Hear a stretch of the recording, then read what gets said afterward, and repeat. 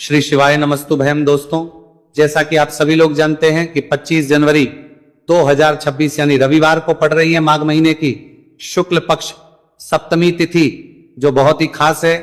और दोस्तों, ये वो तिथि है जो कि माघ महीने में रविवार को पड़ रही है। दोस्तों, इसी दिन किया जाने वाला पंडित जी द्वारा बताया गया एक लाल फूल और एक सफेद फूल वाले उपाय आप लोगों को जरूर करना चाहिए, क्योंकि दोस्तों ये एक ऐसा उपाय है जो कि हर दिन नहीं किया जाता। माघ महीने में जो रविवार की सप्तमी तिथि आती है उसी दिन किया जाता है। अगर आप लोगों ने इस उपाय को नहीं किया है या किसी कारणवश नहीं कर पाए हो तो इस माघ रविवार सप्तमी तिथि के दिन इस उपाय से मत चूकना। दोस्तों देखिए, यह दिन इतना खास होता है, इतना महत्वपूर्ण होता है। देखा गया है कभी कभी बड़े बड़े पूजा पाठ अनुष्ठान से जो मनोकामना पूर्ण नहीं होती है, वह माघ रविवार के दिन एक छोटे से करने से ही आपकी मनोकामना पूर्ण हो जाती है। और बहुत सारे लोगों ने इस उपाय को किया भी है और उनको इस उपाय को करने का फल भी जरूर मिला है।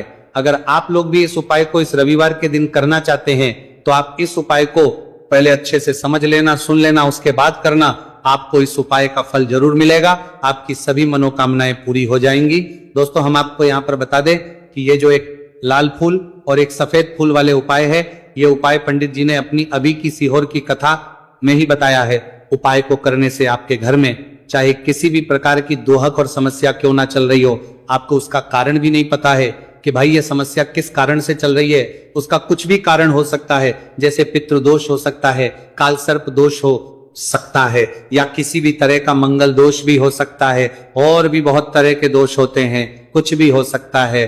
पर आपको इस उपाय को करने के लिए अपने दोष को पता लगाने की भी जरूरत है। आपके घर में किस कारण से इतनी दुख और परेशानी आ रही है वो भी आपको पता लगाने की जरूरत नहीं है। बस रविवार को सप्तमी तिथि के दिन इस उपाय को कर लेना है, क्योंकि इसी एकमात्र उपाय को करने से आपके पूरे घर परिवार में सुख और शांति हो जाएगी। आपके घर में अच्छे अच्छे काम होने लगेंगे। आपकी जो भी मनोकामना होगी वह भी धीरे धीरे करके पूर्ण होना शुरू हो जाएगी। अब हम समझते हैं इस एक लाल फूल और एक सफेद फूल वाले उपाय को आपको करना कैसे है, किसको करना है, किस करना है और कैसे करना है। देखो, उपाय बिल्कुल आसान है, बस समझने वाली बात है, ध्यान से समझिए। उसके बाद ही आप लोग जो है इस उपाय को जरूर कीजिएगा।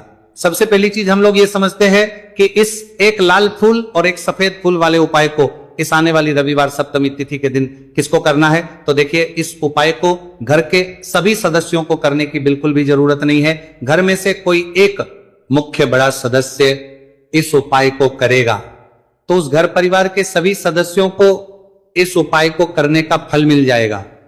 पर वो बड़ा सदस्य कौन होगा, कौन व्यक्ति इस उपाय को करेगा, तो यहां पर देखिए हम आपको बता दें, घर की जो बड़ी माताएं बहनें होंगी, घर की बड़ी माताओं बहनों में से कोई भी एक माता बहन इस वाले उपाय को कर सकती है। अपने पूरे घर परिवार के लिए घर में सभी सदस्यों को इस उपाय को करने की जरूरत नहीं है। मात्र घर की जो माताएं बहनें हैं उनमें से कोई भी एक माता बहन इस वाले उपाय को करेगी तो उसके घर परिवार के पूरे सदस्यों को इस उपाय का फल मिलेगा। अगर किसी कारणवश माताएं बहनें घर में उपस्थित ना हो या वो इस उपाय को ना कर रही हो, कुछ दिक्कत हो, तो भाई उस जगह पर फिर घर का कोई बड़ा व्यक्ति भी इस उपाय को कर सकता है। माताओं बहनों के कहने का मतलब यह था कि माताएं बहनें घर की लक्ष्मी होती है।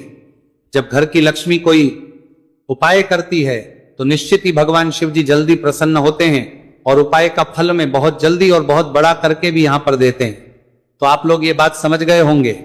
अब हम ये बात समझते हैं कि इस वाले उपाय को हमें करना किस समय है। एक लाल फूल और एक सफेद फूल वाले उपाय को हमें सप्तमी तिथि के दिन करना किस समय है। तो देखिए, इस उपाय को करने का जो समय है, सुबह का समय भी है और शाम का समय भी है। अब देखिए, यहां पर हम मुख्य रूप से सुबह का समय नहीं बोलेंगे, क्योंकि देखिए ये जो सप्तमी तिथि है, और आप सभी लोग जानते हैं रविवार सप्तमी तिथि के दिन का प्रदोष काल का मतलब शाम का जो समय होता है ना, इस दिन भगवान शिव जी का सबसे प्रिय दिन होता है। तो आप लोग इसे एक लाल फूल एक सफेद फूल वाले उपाय को सुबह के समय भी कर सकते हो और शाम के समय प्रदोष काल में भी कर सकते हो। सुबह के समय अगर कर रहे हो तो 10 या फिर 11 बजे तक भी अगर उपाय करोगे तो भी आपको उपाय का फल मिलेगा। वही अगर शाम के समय कर रहे हो तो इस दिन जरूर शाम के समय का ध्यान रखना। कि शाम के 6 बजे से लेकर 7 बजे के बीच में अगर आप इस उपाय को कर सकते हो तो बिल्कुल कर लेना, पूरी कोशिश करना। पर अगर किसी कारणवश इस समय के बीच में ना कर पाओ तो रात 8 बजे तक भी अगर आप उपाय को करोगे तो आपको उपाय का फल जरूर मिलेगा। ये बात आपको समझ आ गई कि आप इस उपाय को सुबह और शाम दोनों समय कर सकते हो। मतलब करना आपको एक ही समय है, घर में से किसी एक ही बड़े व्यक्ति को करना है, एक ही बार इस उपाय को करना है, दोनों समय नहीं करना है। आपको जो समय अच्छा लगे आप उस समय पर इस वाले उपाय को कर सकते हैं। तो चलिए जानते हैं इन विशेष उपायों के बारे में। लेकिन उससे पहले जो भी मेरे भाई मेरी प्यारी बहनें आज चैनल पर पहली बार आए हैं या मेरी आवाज आज पहली बार सुन रहे हैं, अगर आप भी महादेव के सच्चे भक्त हैं तो वीडियो को लाइक और चैनल को सब्सक्राइब जरूर कर लें और कमेंट बॉक्स में लिखें हर हर महादेव। देखो, अब सबसे पहली बात आती है कि इस उपाय को हमें करना किस लिए है। जैसा कि हमने अभी आपसे बोला कि इस उपाय को करने के बाद आपके जीवन में बहुत सारी खुशियां आएंगी, आपकी मनोकामनाएं पूर्ण होंगी, आपकी धन की समस्या दूर होगी, आपकी पैसों की समस्या दूर होगी। अब देखिए, अगर आप लोग सोच रहे हो कि भाई हमें अपना घर बनाना है पर घर बनाने के लिए पैसा नहीं है, हमें गाड़ी लेना है पर गाड़ी लेने के लिए पैसा नहीं है, हमें जमीन लेना है पर जमीन के लिए पैसों की कमी पड़ रही है, अगर ऐसी ही दिक्कत परेशानी या किसी भी तरह की धन से जुड़ी हुई समस्या या पैसों से जुड़ी हुई समस्या अगर आपके जीवन में चल रही है तो ये उपाय निश्चित ही आपके जीवन में मतलब बहुत सारे फल लाकर दे सकता है। इसीलिए अगर आपके घर में बहुत ज्यादा दिक्कत समस्या परेशानी चल रही है, धन से जुड़ी हुई पैसों से जुड़ी हुई धन की बहुत ज्यादा कमी आ रही है, पैसों की आवक नहीं हो रही है, तो भाई आप लोगों को इस वाले उपाय को जरूर करना चाहिए। घर में से किसी एक भी बड़े व्यक्ति को। अब इस उपाय में करना क्या है वो सबसे पहले हम लोग जान लेते हैं। उपाय की सामग्री हम लोग सबसे पहले जानते हैं कि इस उपाय में किस किस चीज की आवश्यकता पड़ेगी। तो देखिए, उपाय का नाम तो एक लाल फूल और एक सफेद फूल वाला उपाय है, पर इस उपाय में कुल मिलाकर 4 सामग्री हमें लगने वाली, जो कि पंडित जी ने खुद सीहोर वाली कथा में बताया है, और जो हम आपको उपाय बताते हैं वो पंडित जी द्वारा बताए गए होते हैं, अलग से हम कुछ भी नहीं बताते। तो यहां पर हम लोग समझते हैं कि इस उपाय की सामग्री क्या है। तो देखो, उपाय की जो सामग्री है वो 4 सामग्री है, जिसमें से सबसे पहली सामग्री है एक बेलपत्र। देखो, बेलपत्र क्या होती है? बेलपत्र जो शिव की शिवलिंग पर चढ़ती है। दूसरी चीज है एक शमीपत्र, शमीप्र शिवलिंग पर ही चढ़ता है। तीसरी चीज है दोस्तों एक लाल फूल, उपाय का नाम है। तो एक यहां पर आपको लाल फूल लेना है। अब ये लाल फूल कौन सा लेना है? देखो, शिवलिंग के ऊपर जो लाल फूल चढ़ता हो उनमें से कोई भी एक लाल फूल पसंद कर लेना और वो कहीं से तोड़कर या कहीं से खरीद कर लेकर आना और उस लाल फूल को उपाय में प्रयोग कर लेना। उसके बाद में एक सफेद फूल का विशेष रूप से ध्यान रखना, जो सफेद फूल शिवलिंग पर चढ़ता हो सिर्फ वही सफेद फूल लेकर आना, इसके अलावा कुछ मत लेकर आना, लेकिन केतकी का मत लेना। तो एक एक मात्रा में ही आपको ये चारों सामग्री चाहिए, एक बेलपत्र, एक शमीपत्र, एक लाल फूल और एक सफेद फूल। ये चारों सामग्री आप लोग तैयार करके रख लें। प्रदोष काल में या सुबह के समय जब भी आप इस उपाय को कर रहे हैं, जैसे ही आपके उपाय की सामग्री तैयार हो जाती है तो क्या हम सीधा उपाय को करने के लिए इन चारों सामग्री को उपाय करने के लिए जा सकते हैं। नहीं तो यहां पर आपको इस बात का ध्यान रखना है कि हम भगवान शिव जी को प्रसन्न करने के लिए तो जा रहे हैं, हम अपनी मनोकामना को पूर्ण करवाने के लिए तो जा रहे हैं, पर हमें यह दर्शाना बिल्कुल भी नहीं है कि हम सिर्फ अपने फायदे के लिए भगवान शिव जी के मंदिर में आए हैं। इसलिए हम इस उपाय को करने के साथ साथ में भगवान शिव जी की पूजन अर्चना के लिए कुछ सामग्री भी जरूर लेकर जाएंगे। जैसे कि सुबह समय अगर आप उपाय को कर रहे हो, इसे एक लाल फूल और एक सफेद फूल वाले उपाय को तो भाई सुबह के समय आपको एक लोटा जल लेकर जाना है। जो लोग प्रतिदिन शिव जी के मंदिर जाते हैं, पूजन अर्चना करते हैं, जल चढ़ाते हैं, फूल बेल पत्र सब कुछ चढ़ाते हैं, भाई वो अपनी पूजन अर्चना वैसी की वैसी ही करना। बाकी जो सिर्फ उपाय को करने के लिए जा रहा है, जो कुछ भी लेकर नहीं जा रहा है, उसे कम से कम एक लोटा जल अपने घर से भरकर लेकर जाना। अगर आप उपाय को कर रहे हो, है ना, क्योंकि इस वाले उपाय को आप भगवान शिव जी की पूजन अर्चना करने के बाद ही करना। वहीं अगर बात करें शाम के समय की, अगर कोई व्यक्ति शाम के समय प्रदोष काल में इस वाले उपाय को कर रहा है तो भाई आपको मात्र एक घी का दीपक तैयार करना है। ये बात हम हमेशा बोलते हैं, शाम के समय प्रदोष काल में कोई कर रहे हो ना, तो दीपक का विशेष महत्व होता है। रविवार सप्तमी तिथि दिन का प्रदोष काल में जो भी व्यक्ति दीपक जलाता है ना भगवान शिव जी के मंदिर में, भाई उसके जीवन से सारी दुख और परेशानियां भी दूर होती हैं। तो भाई इस दिन दीपक का विशेष रूप से ध्यान रखना आप लोग। अगर आप इस उपाय को शाम के समय प्रदोष काल में कर रहे हो, है ना, ये जो दीपक आप लोगे ये आटे का लोगे। जो आटा आप गूंद दोगे उसके अंदर कुछ भी मत डालना, मात्र साधा आटा लगाकर उसे तैयार कर लेना और एक मीडियम साइज का दीपक तैयार कर लेना। दीपक न ज्यादा छोटा हो न ज्यादा बड़ा हो, है ना। उसके बाद में दीपक आपका तैयार हो जाए तो इसके अंदर जो बत्ती रखोगे वो गोल बत्ती रखोगे। देखो गोल बत्ती भी दो तरह की होगी, एक बाजार की और एक घर वाली। तो कोशिश करना अपने घर में जो रुई रखी हुई है उस रुई से आप लोग एक गोल बत्ती अपने ही हाथों से बनाओ। उपाय का फल अच्छा मिलता है। भगवान शिव जी जल्दी प्रसन्न होते हैं। जब हम किसी भी उपाय को अपने हाथों से परिश्रम करके तैयार करते हैं तो आपको उस दीपक के अंदर एक गोल बत्ती रख देनी है। इसके अंदर जो चीज आप लोग डालोगे वो डालोगे शुद्ध देसी गाय का घी। इस बात का विशेष रूप से ध्यान रखना, शुद्ध देसी गाय का घी ही डालना है, तेल वगैरह नहीं। आज के दिन तो मत डालना, रविवार सप्तमी तिथि के दिन, क्योंकि भगवान शिव जी का सबसे प्रिय दिन और प्रिय समय पर हम लोग इस वाले उपाय को कर रहे हैं। तो थोड़ा सा शुद्ध गाय का घी इतना डालना कि वो दीपक कुछ समय तक चल सके। ना बाजार वाला मिलावटी घी डालना, ना भैंस का घी डालना, शुद्ध देसी गाय का घी। आपको ढूंढने में थोड़ी मतलब मेहनत लगेगी और महंगा भी मिलेगा, पर गाय के घी से भगवान शिव जी प्रसन्न होते हैं और उसी शुद्ध देसी गाय के घी से घर में बरकत भी बनी रहती है और हमारे घर में सुख शांति भी बनी रहती है। इसलिए इस शुद्ध देसी गाय का घी अपने घर में हमेशा रखा करो।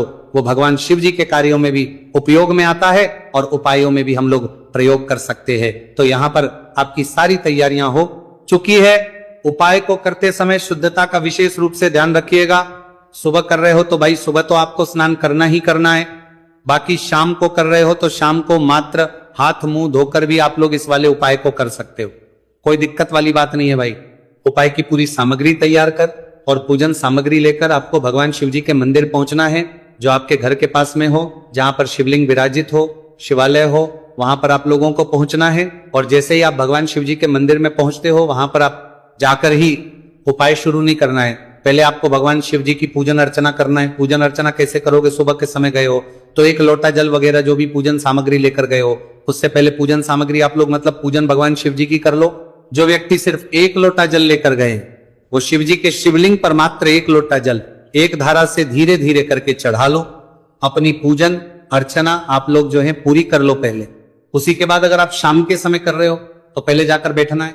भगवान शिव जी के शिवलिंग के पास में आप जो दीपक तैयार करके लेकर आए हो उस दीपक को पहले जलाना है। ये जो दीपक आप लोग जलाओगे ना, ये किसी और की माचिस से मत जला, अपनी ही माचिस अपने ही घर से लेकर आना और इस दीपक को अपनी ही माचिस से जलाना। अगर आपने मंदिर की माचिस या किसी और की माचिस ले ली, इस उपाय को करने में इस उपाय का फल उस व्यक्ति को भी बहुत मिल जाएगा। इस बात का ध्यान रखना। अपने घर से अपनी ही माचिस लेकर जाना और इस दीपक को जलाना। दीपक को जलाने के बाद भगवान शिव जी की शिवलिंग के पास में रख देना।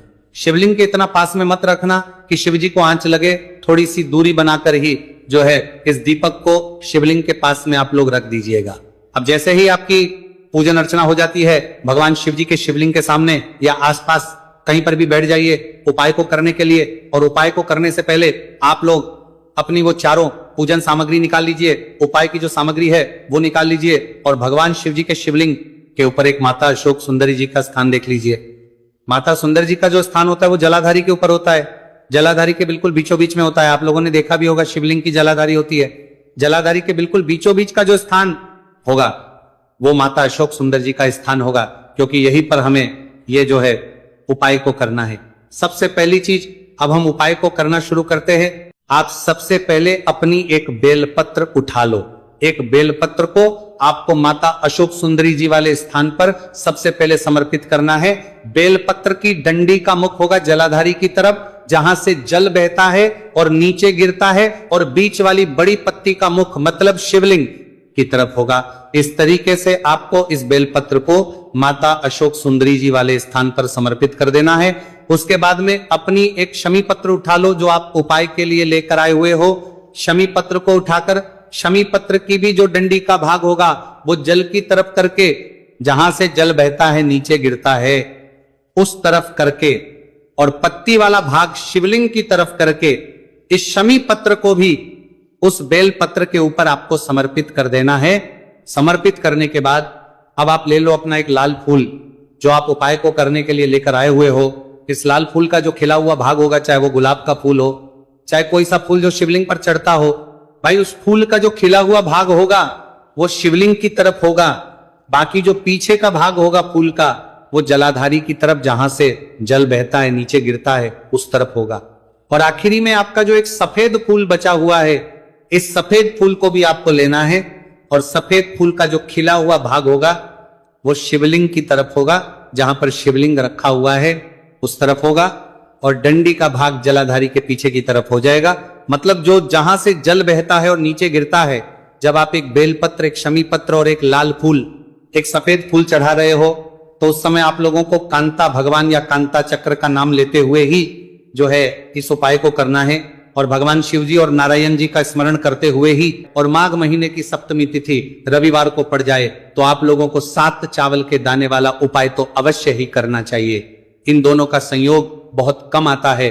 और इसी के साथ में गुरुजी ने अपनी शिव पुराण कथा में बताया है कि इस दिन आपको 7 चावल के दाने वाला उपाय तो आपको अवश्य ही करना चाहिए, क्योंकि ऐसा दिन पूरे साल में सिर्फ एक ही बार आता है। और दोस्तों, आप सभी लोग जानते हो कि रविवार सप्तमी तिथि का अगर सबसे बड़ा कोई उपाय है तो 7 चावल के दाने वाला उपाय है। तो इस रविवार सप्तमी तिथि के दिन आप लोगों को इस 7 चावल के दाने वाला उपाय को जरूर करना है। बहुत सारे लोग होंगे जिन लोगों ने इस उपाय को ना किया हो, मतलब पूरा महीना निकल गया, उन्होंने किसी भी दिन इस 7 चावल के दाने वाला उपाय को ना किया हो। पर दोस्तों, आपके पास एक आखिरी मौका बचा हुआ है जो कि 25 जनवरी के दिन है। तो इस दिन आप लोगों को इस वाले उपाय को जरूर कर लेना है। भले ही आपने पूरे महीने भर इस उपाय को ना किया हो, पर अगर आपने इस माघ महीने के रविवार सप्तमी तिथि के दिन अगर इस वाले उपाय को कर लिया तो आपको इस उपाय को करने का वो फल मिलेगा जिसकी आपने कभी कल्पना भी नहीं करी होगी। इसीलिए आप लोग इस वाले उपाय को एक बार जरूर कर लेना है, ताकि आप लोगों के हाथ से ये मौका ना जा सके और आपको इस उपाय को करने का फल मिल सके। दोस्तों, यह उपाय पंडित जी ने अपनी अभी की ही श्री शिव महापुराण की कथा में बताया है, जिस उपाय को आज हम आपको बहुत अच्छे से समझाने वाले हैं। इस वीडियो को देखने के बाद इस उपाय को के लिए आपको कोई और वीडियो को देखने की जरूरत नहीं पड़ेगी। तो चलिए दोस्तों, उपाय को शुरू करते हैं। देखिए, यह इस माघ महीने के रविवार सप्तमी तिथि के दिन ये इतना खास होता है, इतना महत्वपूर्ण होता है। देखा गया है कभी कभी बड़े बड़े पूजा पाठ अनुष्ठान से जो मनोकामना पूर्ण नहीं होते, वो माघ महीने के रविवार सप्तमी तिथि के दिन एक छोटे से उपाय करने से ही आपकी मनोकामना हो जाती है। और बहुत सारे लोगों ने इस उपाय को किया भी है और उनको इस उपाय को करने का फल भी जरूर मिला है। अगर आप लोग भी इस उपाय को करना चाहते हैं तो आप इस उपाय को पहले अच्छे से समझ लेना, सुन लेना, उसके बाद करना। आपको इस उपाय का फल जरूर मिलेगा। और इस उपाय को कर लेने से आपके घर में चाहे किसी भी प्रकार की दोहक और समस्या क्यों ना चल रही हो, आपको उसका कारण भी नहीं पता है कि भाई ये समस्या किस कारण से चल रही है। कुछ भी कारण हो सकता है, जैसे पितृदोष हो सकता है या किसी भी तरह का मंगल दोष भी हो सकता है। तो इस दिन आप लोगों को यह वाला उपाय कर लेना है। ये एक ऐसा उपाय है जिस उपाय को अगर किसी विशेष दिन पर किया जाए तो भाई उस विशेष दिन का जो है वह तो हमें मिलता ही मिलता है, पर हमने उस दिन पर इस उपाय को किया है तो हमें उससे भी बड़ा फल मिलता है, और फल बहुत जल्दी मिलता है, क्योंकि आप इस उपाय को बहुत ही बड़े और विशेष दिन पर कर रहे हो। तो अब उपाय के बारे में बात करते हैं, लेकिन उससे पहले आप लोगों को यह जानना आवश्यक है कि आखिर यह उपाय किस समय करना है, किसको करना है और कैसे करना है। तो चलिए हम आगे आपको वीडियो में एक एक करके बता देते हैं। लेकिन उससे पहले अगर आप लोग हमारे चैनल पर पहली बार आए हैं या फिर मेरी आवाज आज पहली बार सुन रहे हैं तो हमारे चैनल को सब्सक्राइब जरूर कर लेना, और इस वीडियो को लाइक करके कमेंट बॉक्स में श्री शिवाय नमस्तु भयम ओम नमः शिवाय जरूर टाइप कर दे। तो दोस्तों, इस 7 चावल के दाने वाला उपाय को हमें इस रविवार सप्तमी तिथि के दिन कैसे करना है, किसको करना है, किस समय करना है और कहां पर करना है, ये सारे सवालों के जवाब आपको इस वीडियो में मिल जाएंगे। और जो ये वीडियो देखेगा भाई उसको 7 चावल के दाने वाला उपाय जरूर करना चाहिए, क्योंकि इस दिन एक चावल के दाने का भी बहुत ही बड़ा और विशेष महत्व होता है। और जब बात आ जाए 7 चावल के दाने वाला उपाय की, तो ये सोने पर सुहागा वाली बात हो जाती है, और ये एक बहुत ही बड़ा उपाय हो जाता है इस रविवार सप्तमी तिथि का। तो अब दोस्तों, इस 7 चावल के दाने वाला उपाय को आखिर करना किसको है, सबसे पहले हम लोग वह बात जान लेते हैं। तो देखो, घर की जो बड़ी माताएं बहनें होती हैं उन माताओं बहनों में से कोई भी एक बड़ी माता बहन इस वाले उपाय को कर सकती है। और दोस्तों, अगर आप चाहें तो अपने घर में से सभी सदस्यों को भी इस उपाय को सकते हैं। अगर किसी व्यक्ति की खुद की कोई मनोकामना है, खुद की कोई दुख और परेशानी है जो कि वो अपने लिए ही करना चाहता है, इस वाले उपाय को तो वो खुद अपने लिए भी कर सकता है। बाकी अगर कोई घर में से ऐसा है जो कि अपने पूरे घर परिवार की सुख और शांति के लिए ये वाला उपाय करना चाहता है, तो भाई वो भी कर सकता है, उसमें भी कोई दिक्कत वाली बात नहीं है। कहने का मतलब यह है कि इस उपाय को हर एक सदस्य भी कर सकता है और पूरे घर परिवार के लिए घर की बड़ी माताओं बहनों में से कोई एक माता बहन भी कर सकती है। माताएं बहनें अगर घर में उपस्थित ना हो या वो यह वाला उपाय ना कर पा रही हो, तो फिर घर का कोई बड़ा सदस्य भी इस 7 चावल के दाने वाला उपाय को कर सकता है, चाहे फिर वह पुरुष ही क्यों ना हो, उसमें कोई भी दिक्कत वाली बात नहीं है। अब दोस्तों, जो अगला प्रश्न निकल कर आता है वो ये आता है इस उपाय को लेकर के, आखिर इस उपाय को हमें किस समय करना है, सुबह के समय करना है कि शाम के समय करना है। तो देखो, इस वाले उपाय को आप लोग सुबह के समय भी कर सकते हो और शाम के समय प्रदोष काल में भी कर सकते हो। अब अगर आप पूछो कि भाई सबसे उत्तम समय कौन सा रहेगा इस 7 चावल के दाने वाला उपाय को करने का, तो हम आपसे बस यही कहेंगे कि इस उपाय को आप सुबह के समय करेंगे तो ज्यादा बेहतर होगा। बाकी अगर प्रदोष काल शाम के समय भी करेंगे तो भी अच्छा होगा, उसमें कोई भी दिक्कत बात नहीं है। तो अब दोस्तों, जो अगली सबसे बड़ी और महत्वपूर्ण बात आती है वो ये आती है कि सुबह अगर हम उपाय को करेंगे तो हमें कितने बजे से लेकर कितने बजे तक के बीच में करना है, और शाम के समय प्रदोष काल में करेंगे तो हमें कितने बजे से लेकर कितने बजे के बीच में करना है। तो देखो, सुबह जितनी जल्दी हो सके आप उपाय को करने की कोशिश करना। बाकी अगर किसी कारणवश लेट भी हो जाओ, थोड़ी देर भी हो जाए, तो 10 या 11 बजे तक भी आप उपाय कर लेना, पर 12 बजे से ज्यादा देरी ना हो, ठीक है, इस बात का ध्यान रखना। उसके बाद में दोस्तों, अगर शाम के समय प्रदोष काल की बात करें, प्रदोष काल का जो समय है होता है वो शाम के 6 बजे से शुरू हो जाता है। मतलब शाम के 6 बजे से लेकर 7 बजे के बीच का जो समय होता है, यह समय प्रदोष काल का समय होता है। तो आप इस उपाय को 7 या 8 बजे के बीच में भी कर सकते हो। मतलब शाम के 6 बजे से रात 8 बजे के बीच में आप कभी भी इस वाले उपाय को कर सकते हो, उसमें कोई भी दिक्कत वाली बात नहीं है। देखिए दोस्तों, एक एक करते हुए हम उपायों को समझेंगे। सबसे पहला उपाय बहुत ही आसान सा उपाय है।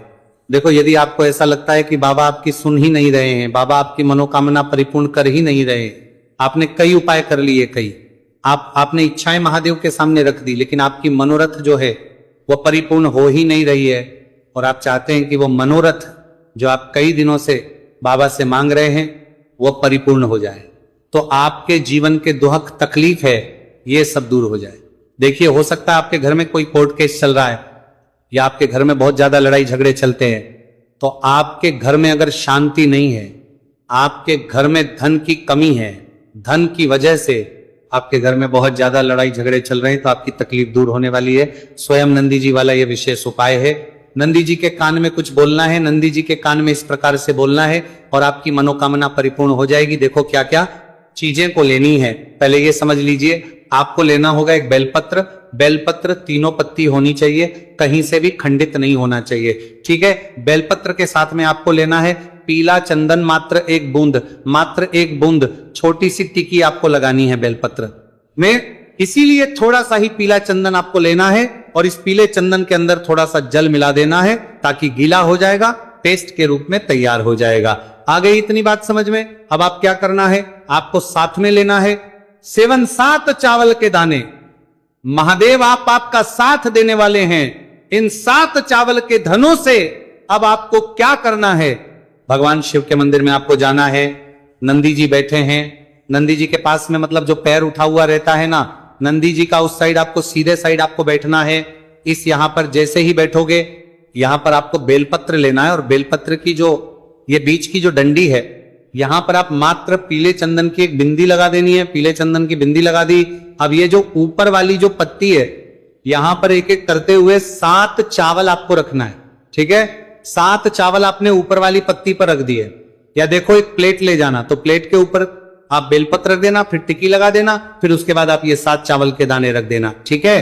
अब आपको क्या करना है, जहां पर आप नंदी जी के वहां पर बैठे हो, तो नंदी के कान में आपको आपकी जो भी इच्छा है, जो आप चाहते हैं कि महादेव परिपूर्ण करें, और नंदी जी के कहने पर महादेव आपकी मनोकामना निश्चित तौर पर परिपूर्ण करेंगे। तो आपको क्या करना है, नंदी जी को कान में आपको बोल देना है, जो भी आपके दुहक तकलीफ है, जो भी आपके कष्ट है, वो सब दूर हो जाए, ऐसी आपको कामना करना है। और नंदी जी के